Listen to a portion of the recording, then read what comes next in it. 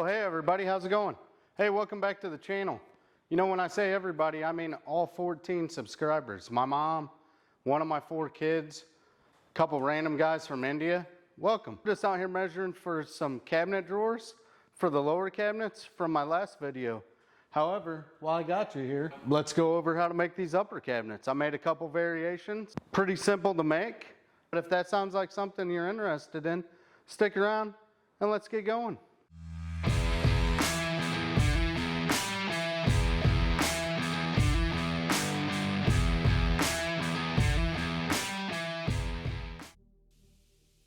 All right, any good cabinet project starts with material breakdown, and we're gonna buzz right through that. See what I did there? But seriously, I'm using 3/4 inch plywood. This is pre-finished with a UV coating, Baltic birch.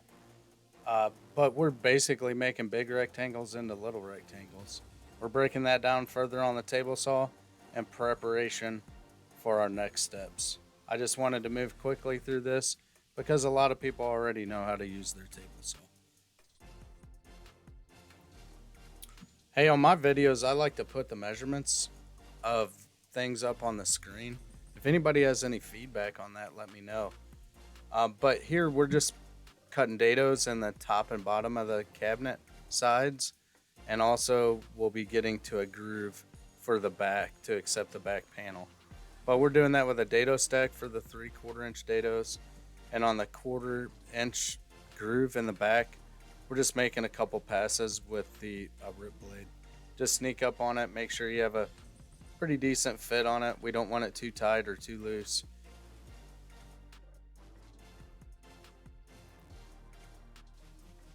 All right, I want to detail this part out. This is using the Craig shelf pin jig. This is a 5mm version, but this can be a little frustrating moving clamps around, clamping, unclamping. I just put scrap pieces in the grooves and in the dados and one on the front to replicate the face frame. I drilled one hole, set the positioning pin in, and then went to town drilling the rest. Thought it was a very simple solution and got really good results from it. So feel free to use it. I thought it was a very big time saver. Hey, if you like what you see so far, please consider hitting that like button. And if you'd like to see more of it, please consider subscribing. It'd mean the world to me. Thank you. Let's get into a little assembly. Before we do, though, let's make sure that the sides are book matched properly. The last thing we want to do is get the glue up and realize that we have a groove or a dado or shelf pin hole in the wrong place. It's easy to do. Happens all the time. Just be careful. And while I got you here, I'm gonna do a little glue up. You know, people ask all the time, did you glue that? I think I would use glue. It's kind of like going to the gym. I'm gonna record it so you know I was there. Glue up's pretty straightforward here. I just stand it up. My work surface is very flat. I just stand things up. My dados are cut pretty tightly, so everything kind of just holds together.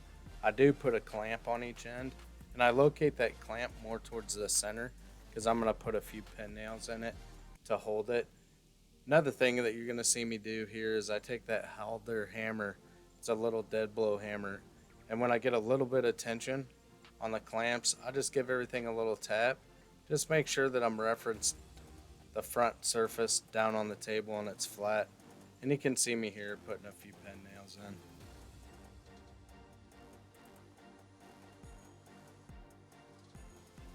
All right, let's slide this back panel in. Should fit pretty snug, but you know, still pretty loose. I just make sure that it's flush on the top and the bottom. I do something a little different, as I put a couple pin nails in it just to hold it square while I'm moving it around.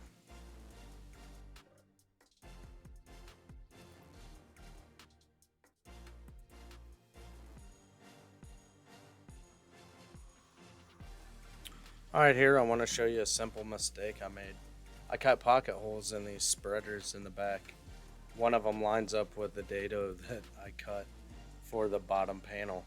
So my fix is I'm going to, later on in the video you'll see, I'll put some screws in this back spreader into the top and bottom panel.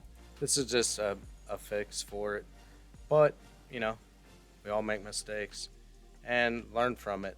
I can next time pay more attention where I put my pocket holes, but nonetheless, this will hold it pretty tight.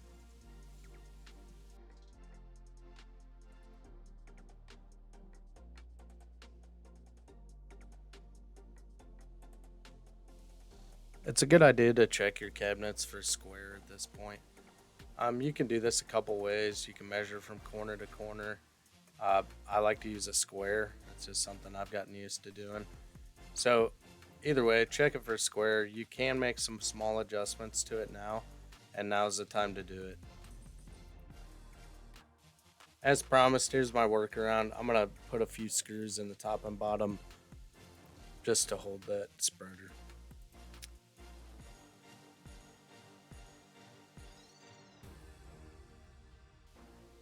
Alright, our boxes are done. Unfortunately, I had a camera issue and the footage here is terrible.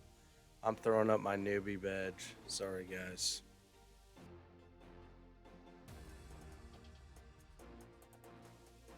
Let's break down a little poplar.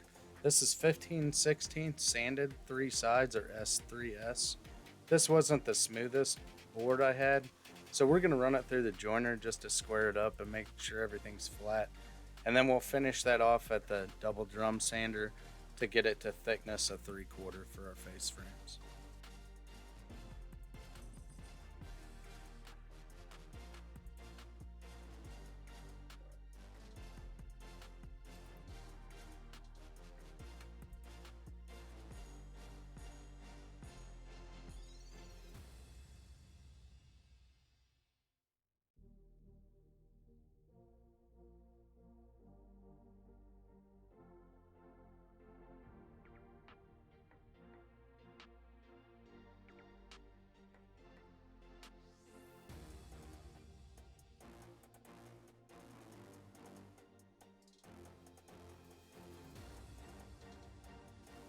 I promise we're going to move through this pocket hole drilling section very quickly. I just want to show you my method, and I'm going to jump the camera around here so you can see it from a few sides. I do like to use 2 pocket holes in each one of these because I feel it just keeps them more rigid when you're doing assembly.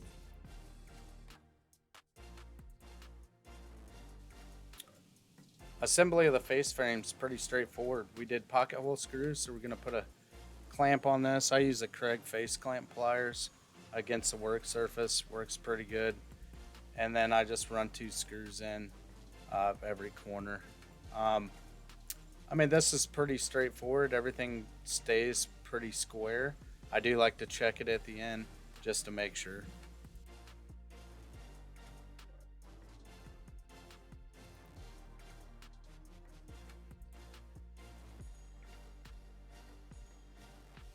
Just like the pocket hole section, we're going to skip through the sanding part pretty quickly. I just want you to see my setup for it. The armored tool bench really works well for it, and I couldn't be happier.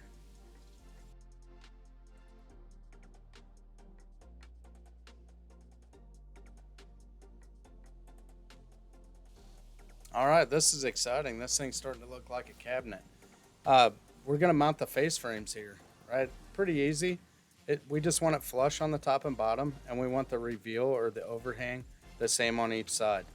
I do this, I get it where I want it, I mark it, right? I mark it on all 4 edges, so that way when I remove it to put some glue on it, I can line it back up very quickly. So I'll do that, put some glue on it, put the face frame back on it, line those marks up, and put some pin nails in it. Pretty simple, but pretty efficient.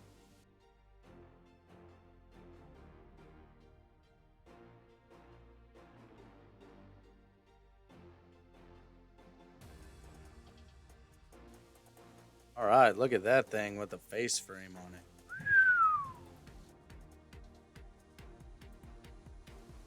As promised in the thumbnail, we're gonna do some shaker style doors.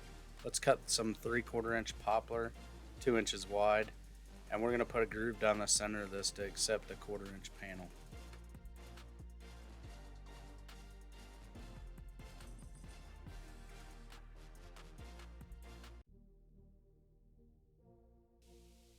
You'll see me here measuring, cutting, measuring, cutting, measuring.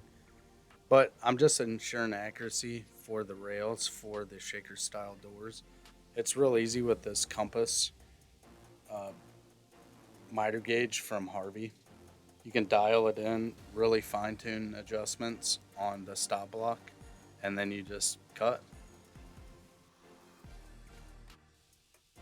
I really love this compass. You can cut with confidence.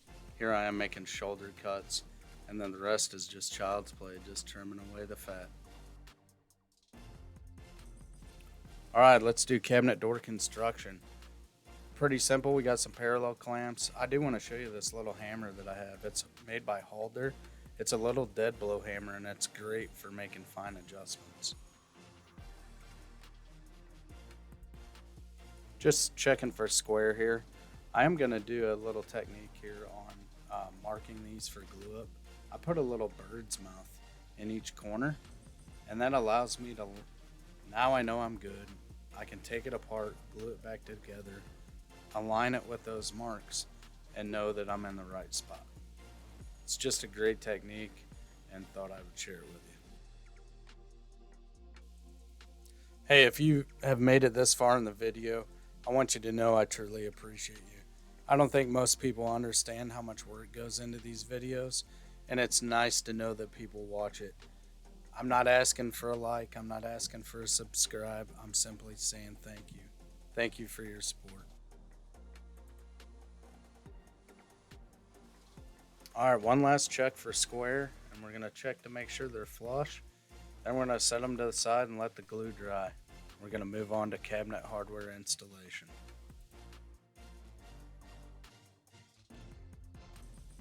Alright, the home stretch. We're going to put the Kreg concealed hinge jig to the test here. We're going to clamp it down.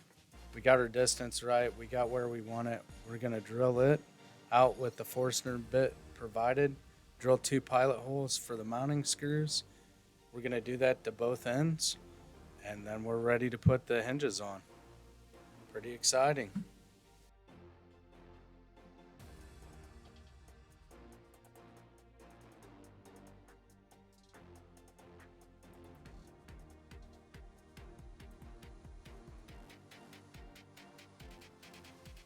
Alright, last step, and I am open to comments on this. I've been doing this one way and not sure if it's right.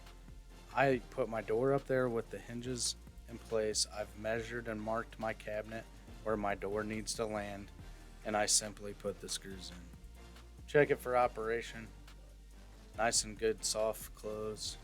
Everything looks great. Everything's in alignment. And here we go. Finished product. Mounted on the wall. But I did a bunch of different varieties, some shelves, 1 double, 2 singles, but the construction methods are the same. Thanks for joining me, and I hope you guys enjoyed it.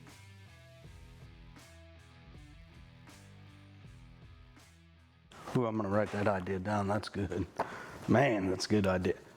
What? What do you mean, what am I doing? I'm working on ideas for my YouTube channel. Yeah.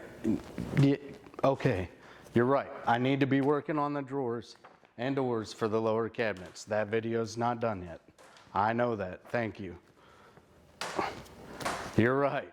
I bet they would like to see videos of me working rather than sitting around on a chair. Thanks.